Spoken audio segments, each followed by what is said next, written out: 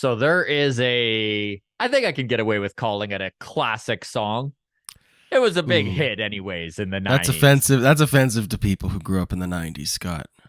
They weren't classics when we were listening to them.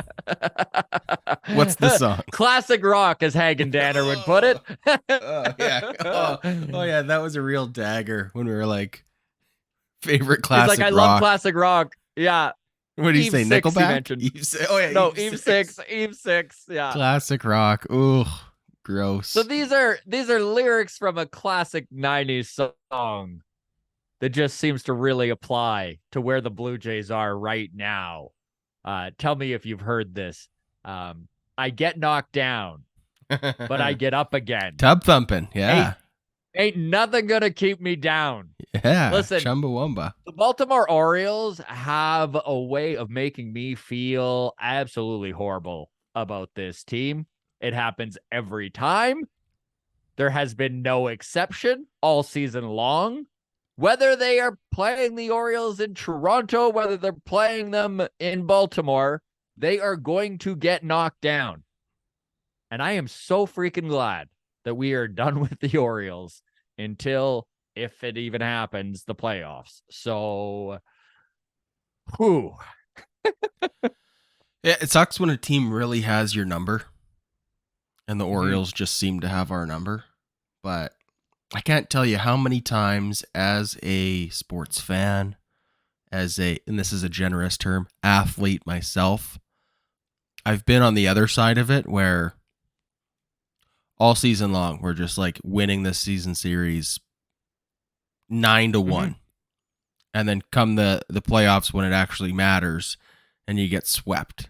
You know, so I'm It's a whole new hoping that we're world. on the right side of this where It's a whole new world come playoffs, and that is 100% correct here. And we do have a very big show for you today.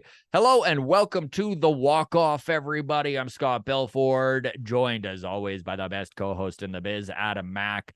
We are going to get into this Jays Orioles series. Gausman calling out the team a couple days ago. We'll touch on that. Ricky Tiedemann, Aralvis Martinez updates. Addison Barger will check in on. Adam, of course, has his 3 studs and a dud, which we will continue with that segment that we've been doing the entire 2023 season. I'm excited to compile the numbers at the end of the year and come up Yeah, and see with who has the most studs and who's most been the points, biggest most dud. stud points, Yeah, and biggest losers. So it'll be interesting to see. just the biggest bummer of the season announced 2 days ago with Shohei Ohtani tearing his UCL and just, well, the ride is over. We'll get into it and kind of see how this affects his free agency. Steven Strasburg retires, so we'll touch on that as well. Playoffs, my goodness, it is in crunch time right now. We'll check in on that. We'll talk the Yankees and their crash and burn, and we'll touch a little bit on Brian Cashman and just the fact that there are 2 camps on whether he is on the hot seat or not, and they are about as polar opposite as it could be. And then we'll look ahead at the schedule for the next week or so. The Blue Jays, their schedule softening until first week of September or so, which is good news. Hopefully they can make some hay. Some housekeeping stuff. We had our contest, of course, Baseball Town. It's a live long toss. It's going on at the Comedy Bar East in Toronto, September 10th. It is from 6 to 8, the regular long toss time, the regular long toss day on a Sunday. But we are live. We have Jay Jackson, hopefully back on the team by then. He should be called up in September. Fingers crossed that he is going to be joining us. We have Blake Murphy from Jays Talk Plus and Sportsnet. He is going to be there for sure. Julia Cruz from MLB.com is going to make her way down. Baseball Jen, our resident, what's the best way of putting it? Iron person?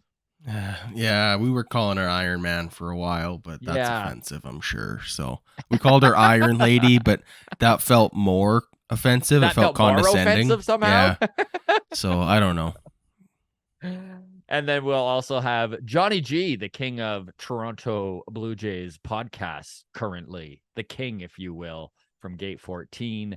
And Craig Ballard and myself are going to be hosting it. Really excited. I know we had a little contest to give away some tickets here on Mailbag. The question was, which Toronto Blue Jay has been plunked the most in a Blue Jays jersey? And do you know what the answer is, Adam? I'm going to stick with my initial guess of Reed Johnson.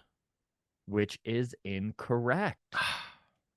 Okay, if it's not Reed is Johnson, it's got to be someone who just played with the team for like 15 years. Carlos Delgado. Yes. Is it actually? You did it. It is No Carlos way. Delgado. 144 times he was plunked in a Blue Jays jersey. Whoa. Okay. So, wow, I didn't actually think that was it. I just couldn't think of another neither. Blue Jay who played with the Jays forever. When I looked it up, and it's funny because a couple of the answers. So we have two winners. We had over a dozen people reach out. So thank you very much. I'm going to give you an opportunity today to win another 4-pack of tickets if you want to give it another try. So big congrats to Mike Peterman and Kurt McDonald. Both of them are going to be at the live show. 4 tickets each for them. Congratulations, gentlemen. We will see you there. 4 more tickets. Comedy Bar has opened up 4 more tickets for us to give away. The question for you folks here who would like to attend the live show, by the way, tickets are going quite fast here. We still have about 50% left, maybe a little bit more. But here's the thing, folks. We're just over 2 weeks away. So now is the time to get on it. The dream is it sells out. Fingers crossed it sells out. But even if it doesn't, we're already going to be quite packed. So you don't wish to miss out on this opportunity. It's going to be something that's never been done in the baseball world in Toronto is a show like Baseball Town, where it's live and interactive, and we've got the panel and everything right there in front of an audience. So that should be cool. So your question to get in, all you need to do is message us on any of the platforms. You just got to get a hold of us. What year, and who were the guys the last time the Toronto Blue Jays had 240 home run hitters on the team? 2 gentlemen hitting 40 bombs. Who were those guys, and what year was it? And that is for 4 tickets to Baseball Town. By the way, if you want to get those tickets, we will put the link in the comment section, and away you go. Very cool. Feel free to join our Patreon. Just a quick plug here, okay? We are working at optimizing the value for Patreon. It's not a full rebuild. It's not a full rebuild, but we are going to retool in true Milwaukee Brewers fashion. We're going to retool MLB Monday, so you get the extra show a week. You get priority when it comes to Mailbag. You get instant access to all of our interviews, which is great because there's lots of times, like if you take a look at Davis Schneider, we wound up sitting on that interview for almost 6 weeks. I mean, nothing could have worked out better for us in our procrastination and getting that out than releasing it on the day he gets called up, which was very cool. But nonetheless, there are going to be interviews where maybe we sit on them for a few weeks before they're released. And if you're biting at the bit to get a little bit of that interview goodness, then it is provided to you instantly on Patreon. Also, with that priority bump for the mailbag, does come with it priority bump questions for our guests. Yes. So if you're not too worried about getting in on the mailbag, but you'd really love to ask Hagen Danner what his favorite Eve 6 song was, well, join the Patreon. With that in mind, we are, 2 months away from the off season, which is our busiest time of the year when it comes to our guests. So every off season, people are always like, how have you guys gotten all of these players on here? And we're like, well, they're busy during the off season. We bug them. And then they're like, hit us up in the off season. And then we do. And that's been working pretty good. So that's the system. I describe it as I describe Mr. Magoo. Do you ever watch Mr. Magoo as a kid? Sure, of course. Just blind idiot who stumbles his way into success. That's basically us. Blue Jays Orioles, I am so happy to be flushing this season series down the proverbial toilet, buddy. The Blue Jays were, of course, shut out on Wednesday. That was their 8th time being shut out since June 19th. Obviously, that's the most in Major League Baseball. The 8 shutout losses in the last 54 games, dude, this equals their total from 2022.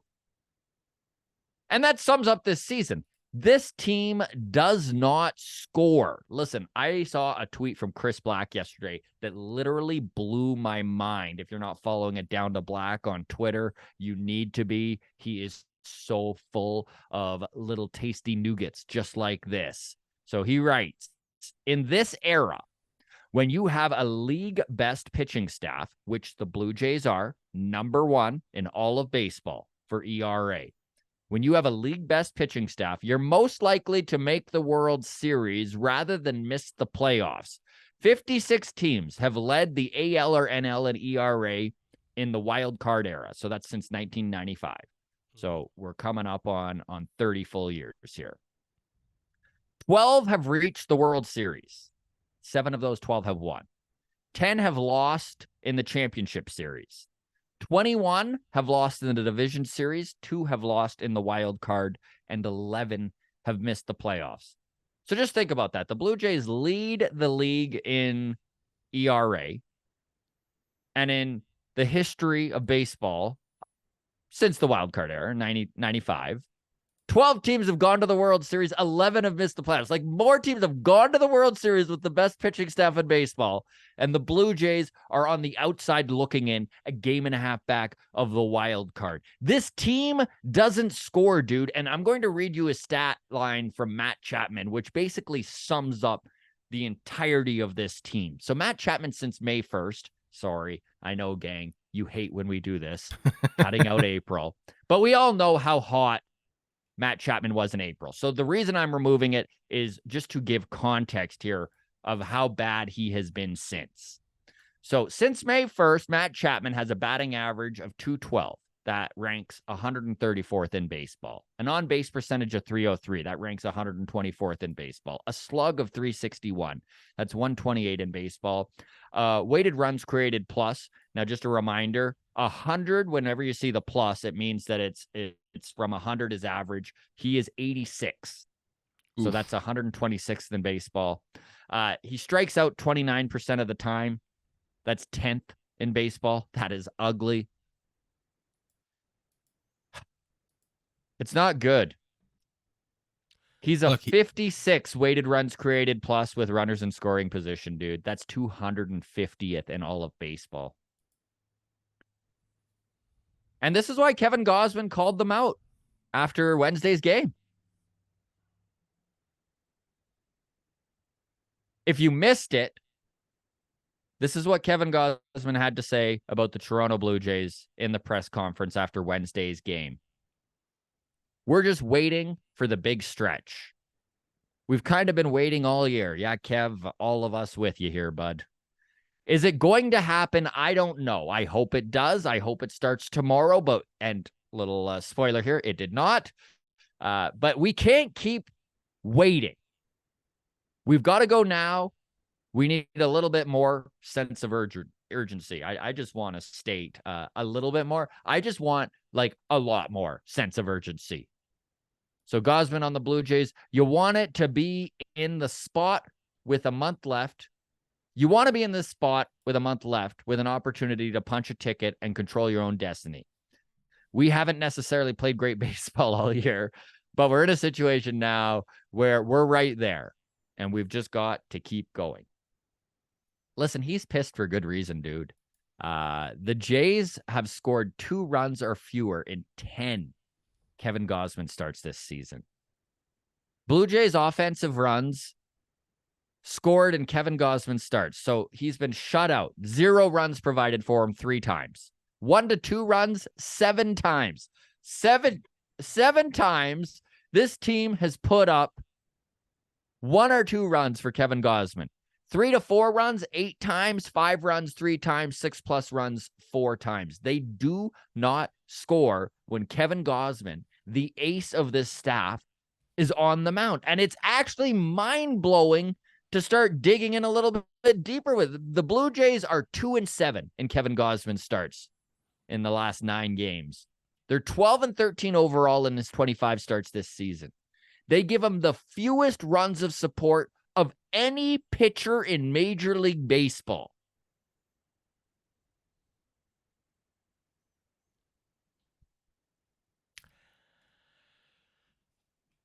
We're still here, folks. It's just you read all that out, and it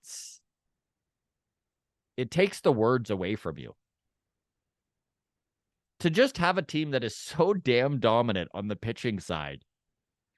And dude, they just can't put up runs. Man, the fact that Ross Atkins, and I know this is going to upset people when I say this, but he crushed this offseason.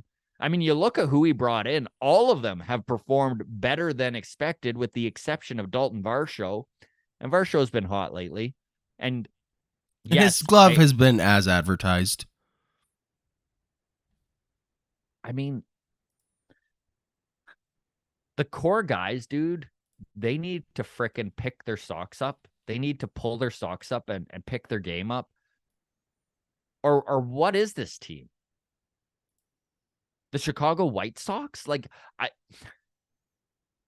to have a pitching staff, and this is what I saw this on Twitter from Nene Takes, and he just kind of mentioned that a comparable is the 2022 White Sox, where the pitching staff was great. They didn't quite sneak into the playoffs, but were right there. They just had an underperforming core, which everyone was all high on, and then it just didn't happen. And look at where the White Sox are now. I don't think that the Jays are in that kind of territory yet, but man, I don't even know what to say, because I don't. We got so much shit for being negative on Long Toss, and I really, you know me, man. Like, you and I are the reason we have the joke toxic positivity. Like, we always lean positive, but it sure is difficult with 34 games left in the season to look at this team and expect anything different than what we're seeing. And you know what's hilarious, man? I expect big things out of them over the next 15 days. Their schedule softens right up. It's probably the easiest stretch of the season that they've had all year. They need to go 10-5 in this next stretch. They just absolutely have to take 10-5. Anything less than that is a complete failure. We've got the Guardians for 3, the Nationals for 3, the Rockies for 3, the A's for 3, the Royals for 3. All winnable series. All of them. All these teams are below 500. None of these teams are in a hunt. I mean, I guess you could argue that the Guardians are still within reach of the AL Central, but they're below 500, I think. Way below. They're like 60 and 68. Games. They're 8 games under 500 8 games right below now. 500. I think they're 5 and they're falling off. They're 6 games back of the Twins now. Back. Like, really? None of these teams we can are almost write competitive. them off. You can almost write them off. None of these teams should beat the Toronto Blue Jays.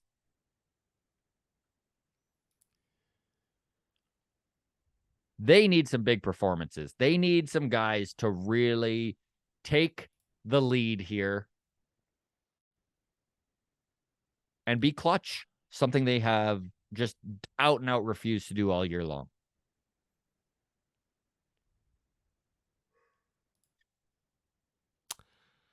Yeah. I don't know where this team goes from here, dude, but they better darn well figure it out, because I know that they still have, according to Fangraphs and Baseball Reference, they both are still giving them above a 50% chance to make the wild card.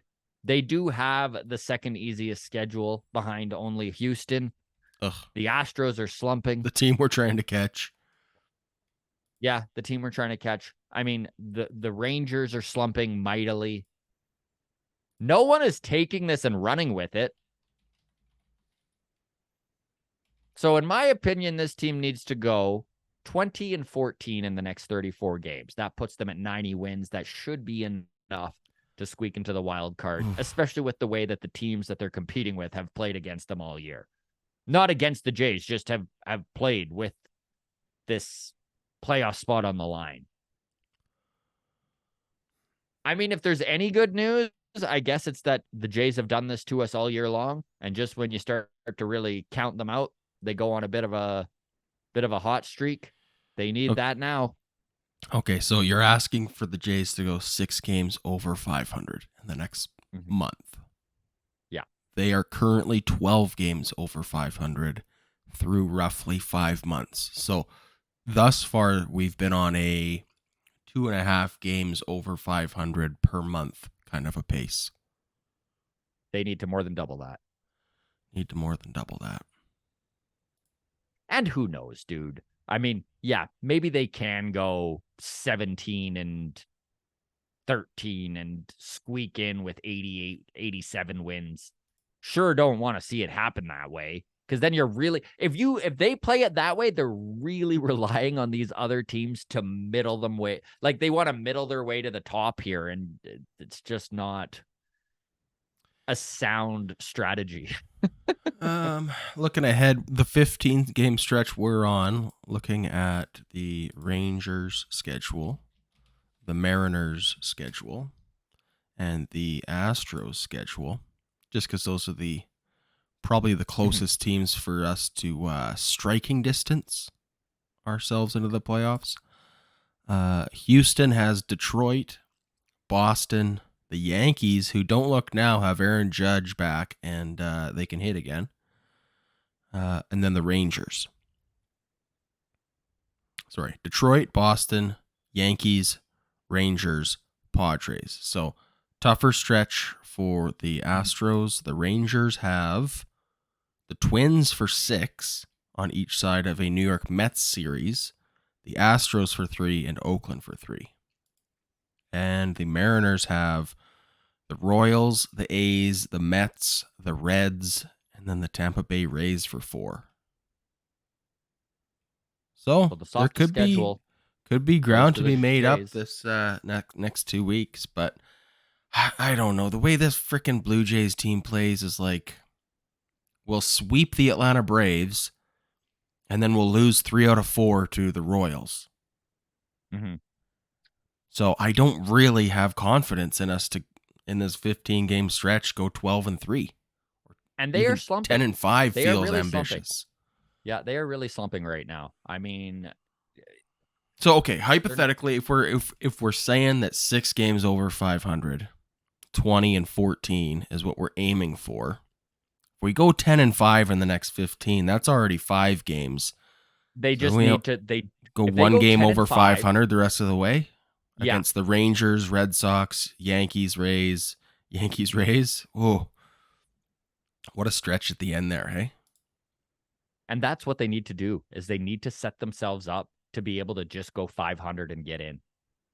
So, and to do that, 10-5. They got to make hay against these teams that suck. It's not a big ask to just win a series 2-1 5 times in a row against bad teams. It's not a big ask. It should be doable. You throw a sweep in there, and now you're laughing.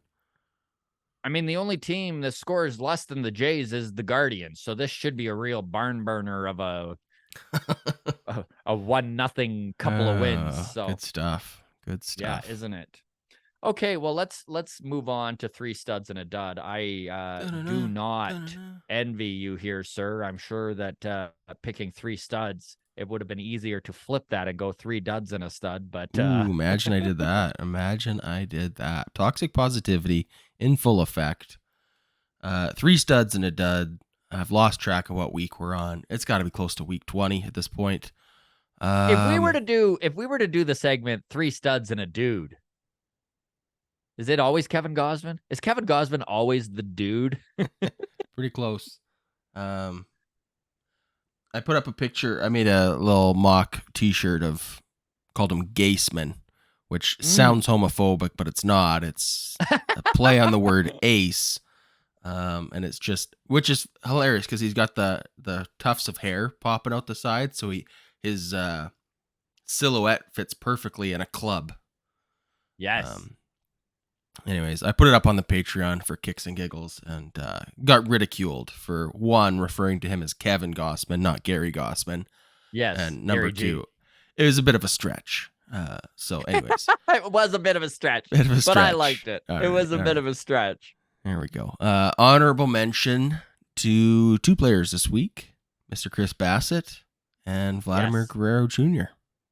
Really? Look at Yeah. that. Vladdy hit 318 this week with an OPS of 764. 2 walks, 2 Ks, not much else.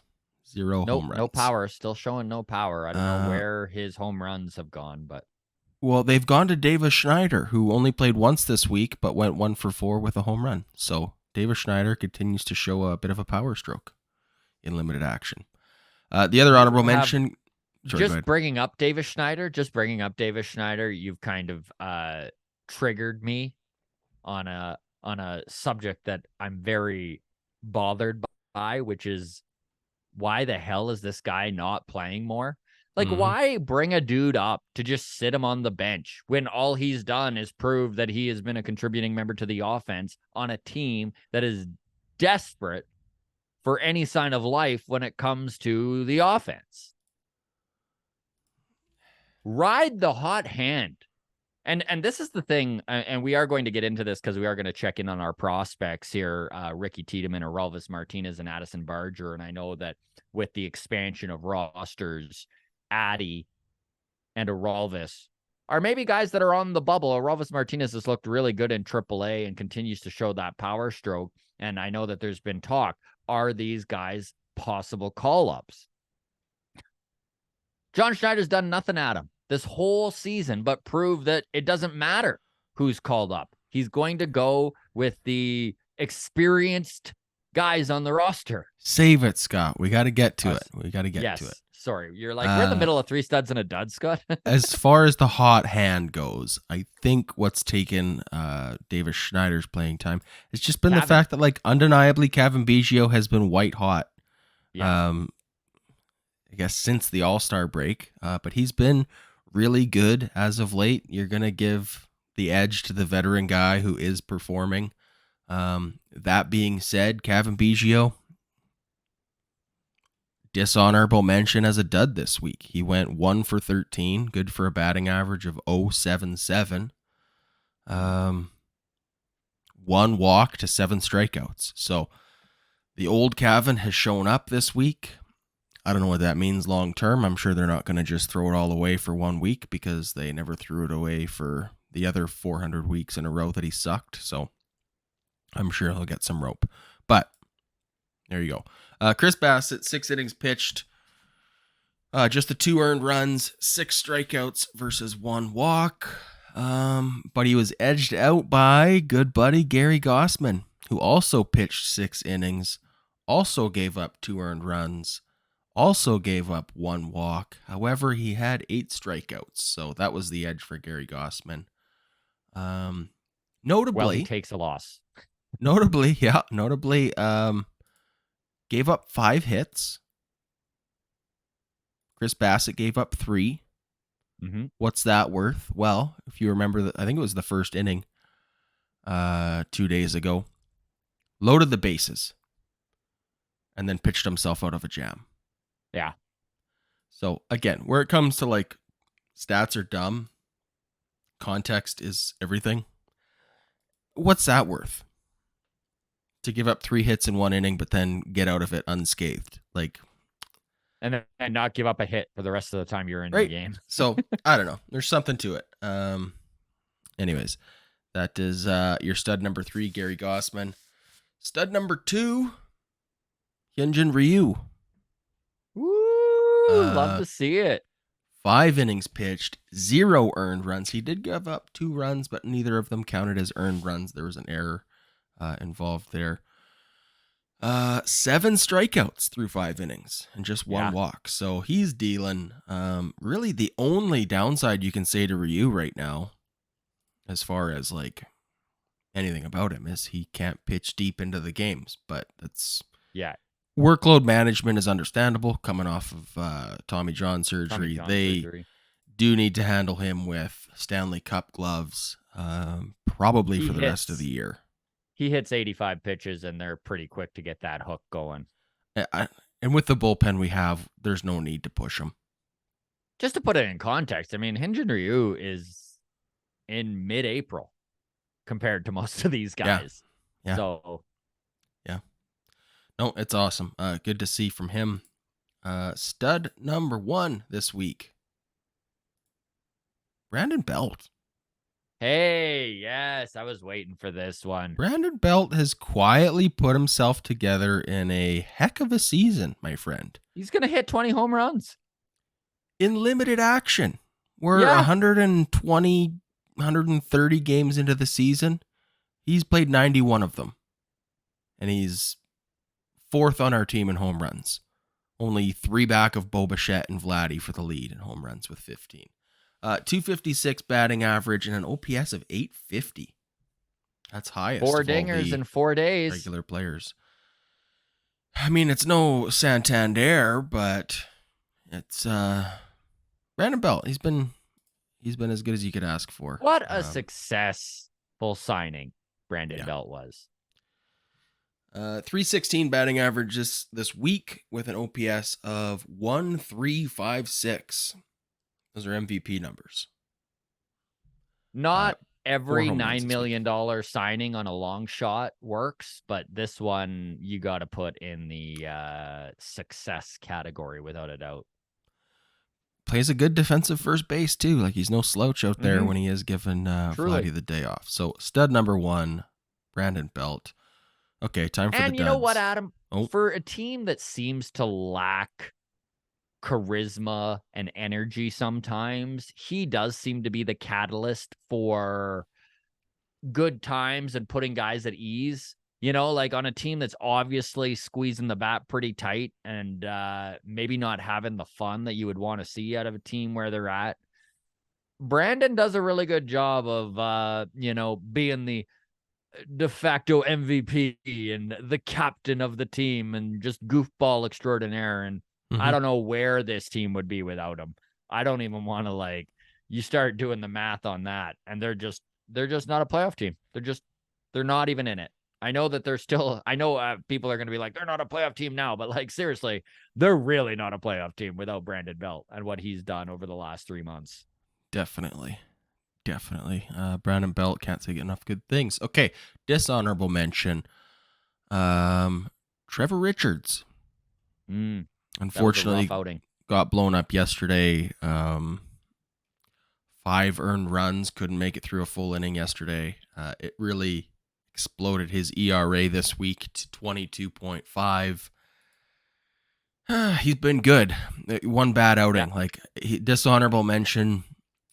Sure, but otherwise he's been lights out. I know he missed, I think a week and a half, 2 weeks there this month, but otherwise that was the first run he's allowed in a month. So I don't have any long-term concerns about Trevor Richards. He just didn't have it yesterday or whatever it was, but he'll be fine. Dud of the week. We talked about him earlier. Oh, by the way, this is something that I do just for myself. Let me know if you do this. This is, nobody can see this on my screen. I have my notes pulled up, my 3 studs, my duds, my stats laid out. I don't capitalize the names of the duds. Is it petty? I like it. Or is it just enough for me? I do this the same thing with when I'm when I text my wife about my ex-wife, because we have drama with our kid right now. Disrespect. I always type her name out with a lowercase letter to start, and it's just enough to be that's what I think of you. Disrespect. So yeah, I'm a big boy for sure. Dud number 1, Matt Chapman. Yeah. I mean, he probably could have landed himself on the dud list more often than he probably has this year. Again, I'm going to be interested at the end of the season to go back and look through these studs and duds awards and see who is there. He's been below average almost every single week since May 1st. I think it's really safe to say that Matt Chapman has pretty much destroyed his chance of a major payday. Well, this is what I wanted to talk about, has he played himself into a 1-year prove-it deal with the Blue Jays next year? And he might have. He may have. I'd be okay with that. I think I would be too, especially just to give guys like Addison Barger and Aroldis Martinez a little bit more rope, right? A little bit more time to continue to develop and ease them in a little bit. Uh, like this is the thing that's really bothering me about the way John Schneider has been managing. And I know that it's so easy to pick managers apart. And I know that every organization's fan base does this. They got problems with the manager, but it does really bother me. And I did mention it a little earlier, with the way Matt Chapman's playing. So let's take a look at Davis Schneider, right? The energy that he inserted into this club when they needed it so desperately going into Boston. We haven't seen that sort of energy all year long. 2023 has lacked that sort of excitement the entire season. He comes in and absolutely lifts this team up. Has one of the most exciting debuts in Major League Baseball in Toronto Blue Jays recent memory anyways. Then they sit him on the bench. Well, and just so everyone knows, Davis Schneider plays third base. He plays second base. He plays left field. All three of these are positions that he has taken reps at in AAA this season. Now, he's also played some shortstop and right field throughout his career. Let's just stick with those three positions that he's had reps at in 2023. Now, Matt Chapman has struggled mightily. Second base is a merry-go-round. Left field, same sort of situation. Why you wouldn't ride the hot hand a little bit? I'm not saying bench Matt Chapman, but we can't have Chapman take a day off once. It just, I don't get it. Well, he did get a week off last week. He was off for a week last week, so we did get some extra time. I guess because of injury. Yeah. I don't know, man. You look at the lack of offensive production on this team, and it's just so frustrating that, and I know they are trying things. Like, I'm aware, I've seen the batting order shuffled. We did watch them call up Spencer Horwitz and then just sit him on the bench. We watched them call up Davis Schneider and do the same sort of thing. And this transitions really well into our prospect look. We're going to take a look at three of the top prospects in the Blue Jays system, and Ricky Tiedemann, Aroldis Martinez, and Addison Barger. So let's start with Addison Barger. He's been taking a lot of reps in right field recently. Obviously, the Blue Jays are trying to make him a little bit more comfortable in the outfield, just give him a little bit more positional versatility, something that this team really values. He plays third base. He plays second base. He's taking reps at shortstop as well. We all know that he got injured in April, and he missed about 6 weeks of the season, maybe 5. So these are his numbers pre-injury, because he was really struggling in AAA to begin the year. He was striking out 31.3% of the time. He was walking 9.6% of the time. Since coming back from injury in July, the man is striking out 16.8% of the time. So, Adam, he has cut his strikeouts in half. That is major. That's huge. He's walking 15% of the time, so he's increased the amount of times he's walking. And he's got a 140 weighted runs created plus in August, which is about as good as it comes. I think he's ready for a September call-up, but I don't think it's going to happen for the reasons we just talked about. There's no place for him on the field. I think it's going to stick with Davis Schneider. They're going to continue to sit him on the bench, as frustrating as that is. I'm not even saying Davis Schneider is the be-all, end-all at all. It's just like when a guy's hot and he's providing that sort of energy to a lifeless offense, someone explain to me why you wouldn't ride the hot hand. Because I'm a dummy and I don't get it. I think, okay, if I'm going to be a Schneider-Atkins apologist again, I think the reason that you stick with your guys, with your Matt Chapmans, with your Gavin Biggios, with whatever, is, again, I'm not saying 100% I agree with this take, but I think the reasoning behind it is if we're going to win in October, and what's the point in winning in September if we don't win in October? I know. And then you go, well, if you don't win in September, you don't make it to October. I get that. But I need Matt Chapman in October. I don't need, I don't know. How does giving him days off, like, I need him to figure it out. I need him to get out of this rut. I need him to be sharp. Like, I don't need him being rusty at all, or like, he's our guy. We're gonna live and die with him. The same thing with Vladdy. Like, Vladdy's got to just be better. We're not gonna go anywhere by putting Brandon Belt as our full-time first baseman and then DHing Davis Schneider instead of Vladdy. Like, Vladdy's got to get everyday reps. Kind of, period. Now, I do agree with you, and I understand that is probably the mentality. And I think that part of it probably has to do with John Schneider knows that he's on the hot seat. If John Schneider and the entire coaching staff is gone, in my opinion, Atkins will probably wind up surviving, and that's how he'll wind up doing it, is clearing house with the coaches and the manager. Okay.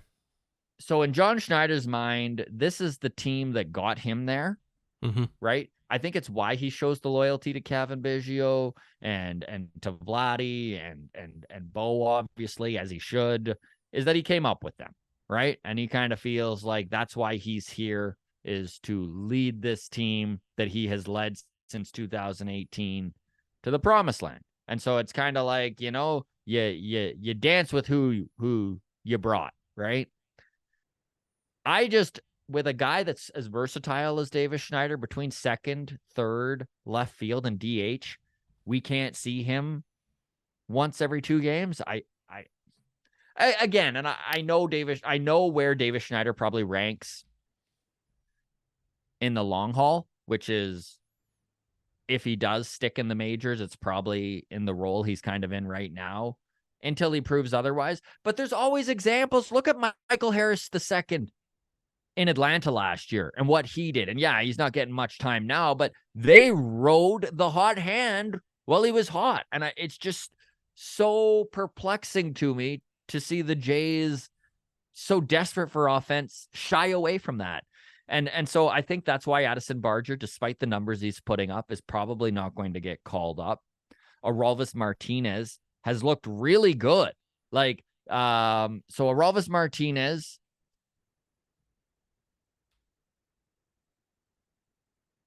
since AAA, is hitting .272 with a on-base percentage of .342, which is excellent for him. He's taking a lot of walks, and he's not striking out like he used to. He's got a slug percentage of .515, and in his first 28 AAA games, has banged out 3 dingers. 21 years old, has worked hard to get his way back into the top 100 prospects, according to Baseball America. That was a ranking that he had fallen out of with his struggles last year in AA, but has really, really made some major developmental progress. And again, I don't even wish to see him called up if he's just going to sit on the bench, which is, I think, what's going to happen. So as good as Aroldis and Addison are doing, and it's great to check in on them and see that they are progressing, and to have some hope that maybe they can truly contribute to this team in a meaningful way in 2024, we're just not going to see it in 2023. Who would you rather have as a bench piece if one of them was to get called up when rosters expand in September? I'm almost positive one of those spots is going to be Chad Green, right? Mm-hmm. I would say so. If we're going to give a spot, I think this is what will happen. If I'm going to guess, my guess is that Bowden Francis gets sent down before the end of the month. Chad Green is added to the 40-man and now a part of the Toronto Blue Jays bullpen. I think come September 1st, the call-ups are going to be probably Jay Jackson. And the position player, my guess, is Nathan Lucas, a guy who has already spent a substantial amount of time on this bench. That's my guess. Now, would I be shocked if it's Nate Pearson and Addison Barger? No, I wouldn't be shocked. But if it is Addy, I sure would like to see him get some playing time, and I just don't see it happening. Nathan Lucas. I don't know how to talk about him nicely, Mm-hmm. but like, what floats your boat about Nathan Lucas? And I'm not saying that you're excited for him to be the September call up and that you just think that's who it's actually going to be. But like, what? So he's been hitting really well in AAA since being sent down. He does play all three outfield positions, which is a bonus. He is quite fast, very good defensively. He's 29. He's already got his MLB debut out of the way, so it's not a nerve-wracking thing, and he's used to being yo-yoed up and down. I don't know, man. Like these are the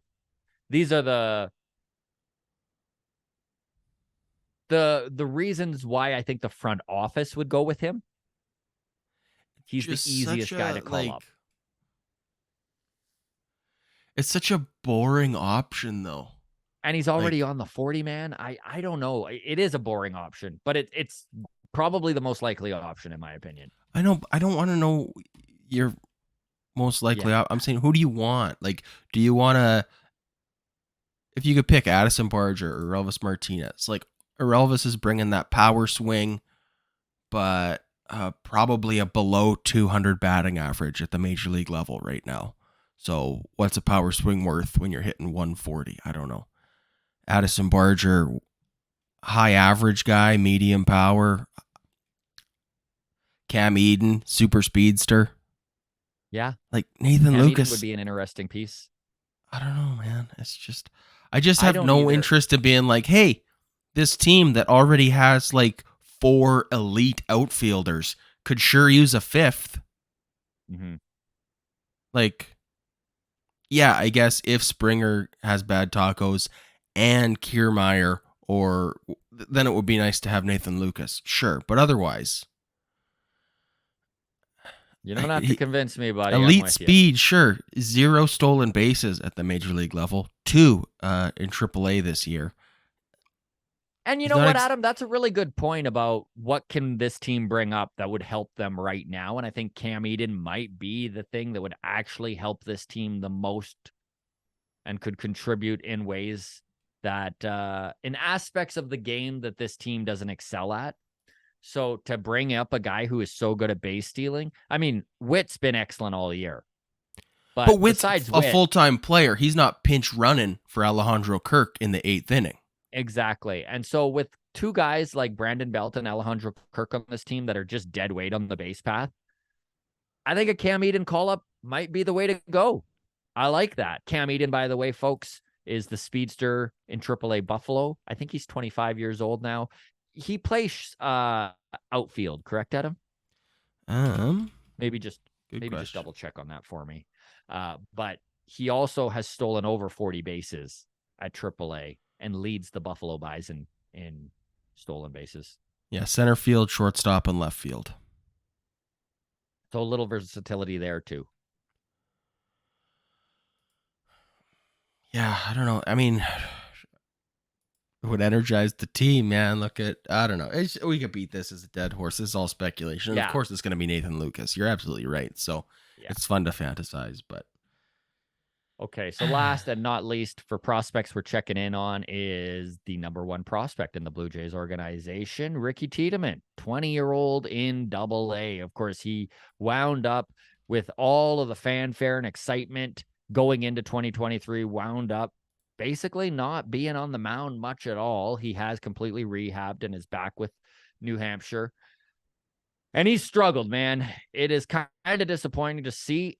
That said, I am all for a 20-year-old dealing with obstacles and dealing with the overcoming the mental side of the game that comes with slumping when you're used to absolutely dominating. So another rough start from Ricky Tiedemann just the other day. He doesn't get through 2 innings, 3 walks in the second, 1.2 innings pitched, 3 hits, 2 earned runs given up. 3 walks, 3 Ks. So he is striking guys out still. This is going to happen with a guy who is rehabbing. His development has definitely been impeded in 2023, which is a bit of a bummer, but I think he's going to be fine. I mean, the stuff the kid has is incredible. That's why everyone's so excited and high on him. The fact he's throwing 99 from the left side is about as good as it gets. Mm-hmm. Don't expect him to break camp with the Blue Jays next season, though. He may be a call up, and fingers crossed he is. And I know a lot of people made the prediction that he would be pitching with this team in 2023, and his injuries just didn't provide that kind of runway for him. And it definitely hurt his development. So he's kind of more or less back where he was at the beginning of the season right now. And so they're going to need to see some stuff out of him. He's probably not going to get the call up to AAA this year, which was the goal when they brought him back from injury, was to get him some starts in AAA. But now that he's struggling right now, I think the smartest thing they can do is just let us get his feet back under him and start dominating AA again like he was at the beginning of the season. Yeah, that's probably what will happen. So Ben Nicholson-Smith tweeted out this morning. He asked John Schneider yesterday if Blue Jays would consider calling up a prospect like Aroldis Martinez or Addison Barger this September.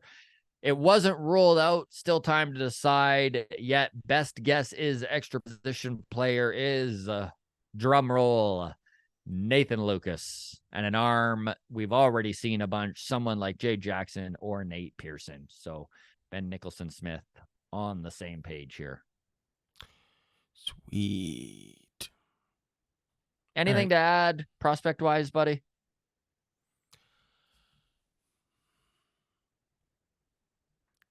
Okay. Addison Barger, our starting third baseman next year. How do you feel about that? I don't know. Doesn't excite me, but also I would love to eat my words. I would love for this kid to do nothing but dominate. He has looked really good in AAA in the last couple months. Yeah, it just terrifies me to think of having such a vital position on a team that's supposed to be contending and going, here's a rookie. We'll see if he's got it or not. And if he, like, what if he doesn't? What if he's a 4A guy who just like can't make that transition to the major leagues? That happens a lot, right? Yeah, what if he struggles? Like, can we just afford to have a hole at third base? That, I don't know.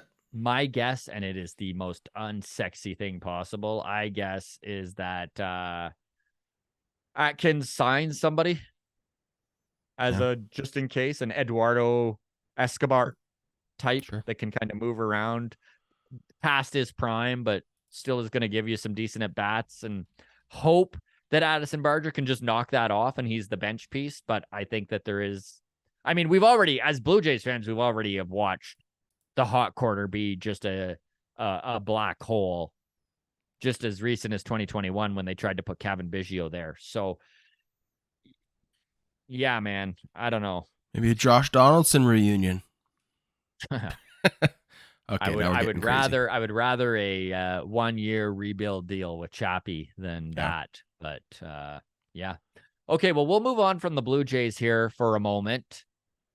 The big news of the week is obviously, and this is such a bummer, man. I couldn't believe how much this depressed me. Like all yesterday, it just kept rolling through my head. Oh my God, Shohei Ohtani tore his UCL.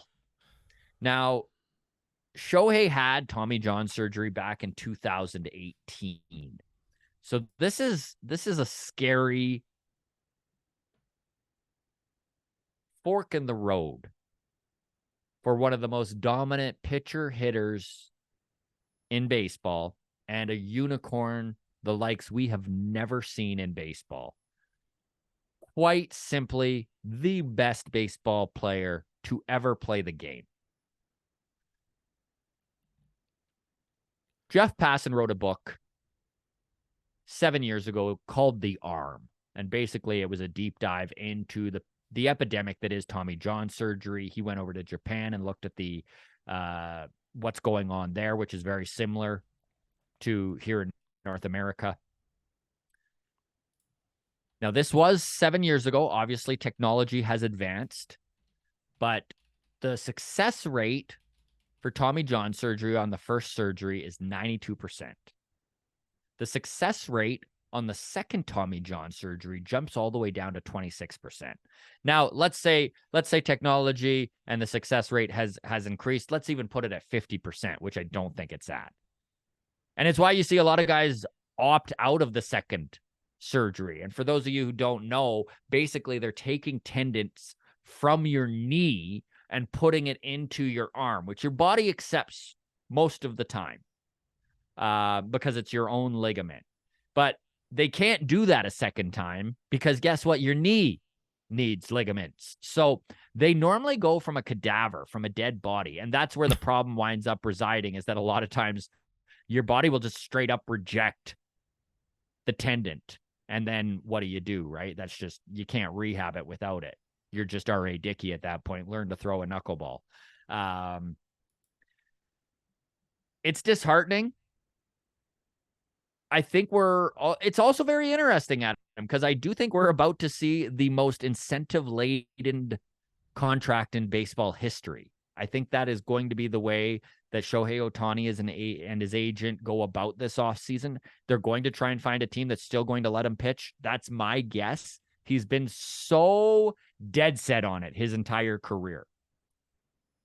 And I don't even mean in Major League Baseball. You go all the way back to when he was playing in the Nippon Japanese League. Mm-hmm. And the only reason he signed with them out of high school is that they were like, okay, we will let you do both. Because he was going to just go right to the major leagues. And they talked him into playing in the Japanese League. Has that changed at 29 years old? Does Shohei Ohtani maybe wish to... He could play outfield, but with a bad arm, probably not. So then what? Is he a first baseman? So I think they're going to... You cross your fingers, you hope that they can avoid surgery altogether and that this UCL can heal. There's going to be a timeline process to this. The Rubik's Cube that will be the signing of Shohei Ohtani is increasingly intriguing. By the way, Shohei Ohtani, at this point right now, he is the highest adjusted OPS plus in the league. So he's the best offensive piece in the league with a plus 183. Just a reminder, 100 is average. And he's the highest adjusted ERA at plus 141, 100 being average. So he is literally statistically the best pitcher and the best hitter in baseball. It would be such a hit, dude, if he has to stop pitching.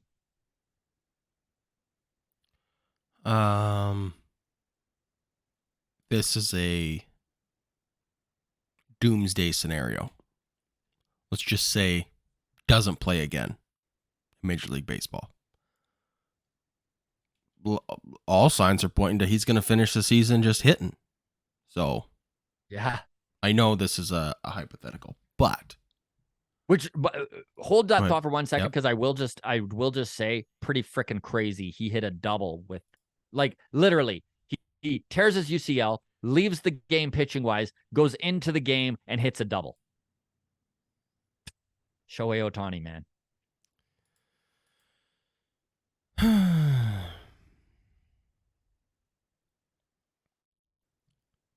So, sorry, back to your doomsday scenario. Shohei Ohtani is at has he done enough? Is he a Hall of Famer if his career was to end today? 3 really good seasons. Plus the cool factor of doing it on both sides. So I guess what I could say is 6 really good seasons, because 3 good seasons as a hitter, 3 good seasons as a pitcher. Yeah, I don't know, man. I don't even know how to answer that question. I mean, if nothing else, he should have a room. You know, like if they're not going to put him in the hall, have a separate, but build a room onto it, right onto Cooperstown, and just call it the Shohei Hall. And like, I don't know, man. Like, he probably hasn't done enough, but he's changed the way people view baseball. Isn't that wild to think? For all he's done, how I don't know. It's devastating, dude. And I mean, all you got to do is just cross your fingers and wait for all these tests and stuff to come out and see what they're going to do with him. The fact he's going to continue to hit, like, because he doesn't wish to lose the MVP, right? If he can continue to go out there and put up the numbers, he's at what, 44? Like, he's going to hit almost 60 bombs if he keeps this pace up. 57, 58 is probably where he finishes the year at. Like, if he just keeps hitting, the MVP is his. Do you disagree? I I don't know. Is the MVP his still? I don't know. Is the Cy Young still possible for him? I mean, it's a long shot now, but you said like the ERA adjusted whatever. Yeah. He's the tops. Fewest innings pitched by a Cy Young winner was Corbin Burns in 2021. He won it with 167 innings pitched, which shows how dominant he was. Here's a piece of trivia for you. Fewest games played by a Cy Young winner. Ooh. I don't know. Corbin Burns, when he won it with 167 innings pitched 28 games. Right. The fewest games pitched by a Cy Young winner, Trevor Bauer, did it with 11 games. Right, in 2020. The 60-game season. But still. Season. Yeah. But still. Yeah, I don't know. I guess let us know in the comments. Shoot us a message and we'll deep dive the Shohei Ohtani. Is he a Hall of Famer? On Mailbag. I'm looking at the list of Hall of Famers for pitchers. Roy Halladay, fewest games played by a starting pitcher in the Hall of Fame with a 115. So there you go. Well, there you go.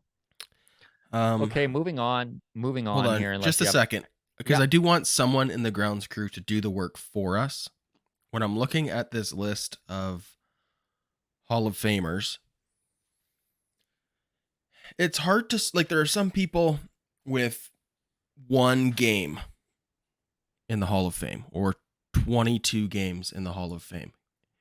Can someone do the work for me and see if this is just like a manager who's in the Hall of Fame because they have 1,000 career wins as a manager, but a very short career as a player?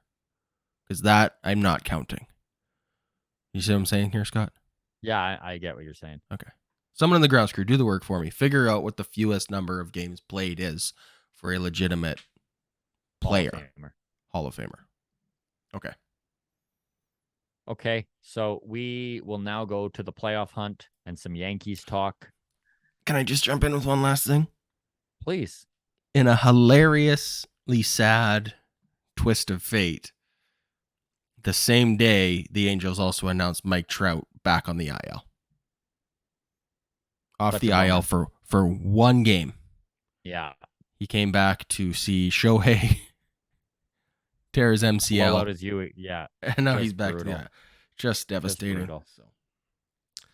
The poor Angels fans, man. It's just like, talk about getting hit when you're already down.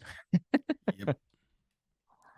Okay, so you look at the wild card standings as they sit currently. Tampa Bay is sitting in that top spot. They are 6 games above everybody else. Tampa Bay, I still think that they could really take a hit over the next 5 weeks of baseball, but I mean, they've kept their head above water. And you even said this, you're like, betting against the Rays is a bad move, man. And that's kind of holding true right now as they continue to put up W's. Seattle is in the second spot, tied with Houston. The Blue Jays a half a game back of both of them. Game and a half back, I should say. Sorry. The Texas Rangers are only 2 games up on both Seattle and Houston. So they could fall into this too. The Jays 3.5 back of Texas. And then, of course, the Boston Red Sox still in things, 3.5 games back of Houston and Seattle for that final wild card, 2 games back of Toronto. If you look at the New York Yankees, they are now 61-66, 5 games under 500. They lost those 9 games in a row before finally breaking their losing streak. 10 games back of a wild card. And of course, Yankees fans are screaming from the rooftops to fire Brian Cashman. Now, Brian Cashman, of course, has been the longtime general manager of the New York Yankees. He has a World Series ring in 2009, but not much to show since, although this was very interesting. So despite amongst all of the fire Brian Cashman noise, Billy Beane was interviewed recently in a magazine out of New Jersey, newjersey.com. And the reporter who sat down with him, this is from the reporter. He said, I had a conversation recently with Oakland A's exec Billy Beane, who's mostly removed himself from his club's day-to-day operation, but he still remains close friends with Brian Cashman. He seemed absolutely stunned at the level of antipathy. I'm going to look like an idiot here. Sorry, guys, my vocabulary is lacking, I guess, but antipathy directed at Cashman. Basic, you know what I'm saying, though. Okay, so it's Antipathy. Why couldn't he have just used a more common word? Thank Disdain, you, Adam. aversion, hatred, displeasure, any of them. Okay, so Billy Beane, we get it. You have a nice vocab. You own a thesaurus. Good job. A higher vocabulary than 2 moron fucking podcasters. So he seems stunned at the level of antipathy directed at Cashman, which has grown exponentially since the Yankees were swept by the Braves, MLB's best run franchise. Doesn't anyone care that the Yankees were better than the Braves for the most of the last 25 years, Beane asked? Beane doubled down in his defense of Cashman, pointing out baseball is a cyclical industry, and the Yankees are the one team that hasn't had a down cycle in a quarter of a century. That is pretty remarkable. Some good points. Brian Cashman has been the general manager, though, for over 2 decades.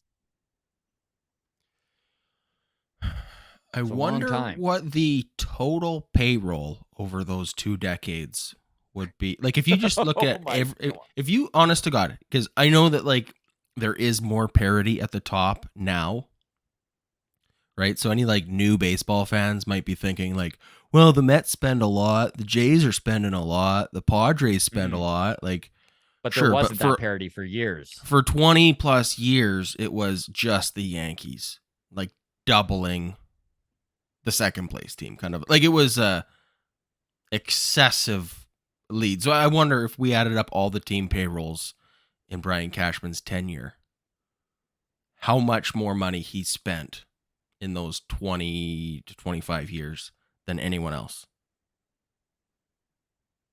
I have no idea, man, but that's Grounds a really crew. good question. Do the homework for me. Yes, grounds crew, do the math for us. The other thing to think about with Brian Cashman, too, is they do have one of the best farm systems in all of baseball. I think they rank just a little behind Baltimore. They're a top 5 farm system in all of baseball. They've got 7 prospects in the top 100 in this latest list from Baseball America. So the future technically looks bright for the Yankees. They've got a major payroll.